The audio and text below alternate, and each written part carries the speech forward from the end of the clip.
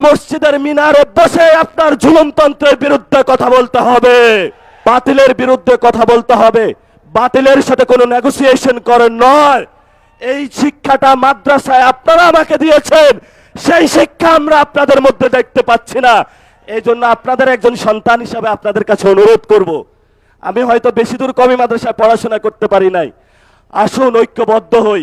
5 তারিখে যেইভাবে চরমনায় হুজুর থেকে শুরু করে 24-এ হেফাজতি বাইরা থেকে শুরু করে কোনো পরিচয় ছিল না, সবাই আমরা রাজপথে ঐক্যবদ্ধভাবে শহীদদের সাথে ছিলাম, আহতদের সাথে ছিলাম, বাংলাদেশের সংস্কারের জন্য ছিলাম। সেই জায়গাটা 2 বছরের পরে আজকেও আপনাদের কাছে আহ্বান রাখলাম, তারেক রহমান বাংলাদেশে ভালো কিছু দিতে পারবে না। তারেক রহমানের যখন পতন হবে তখন আইসা মায়া কান্না করে লাভ হবে না, তখন একটু পিছনে পড়ে যাবেন। ইতিহাসের সঠিক সিদ্ধান্ত নিতে হবে। তারেক রহমানের সাথে ভবিষ্যৎ নয়, ভবিষ্যৎ বাংলাদেশের জনগণের।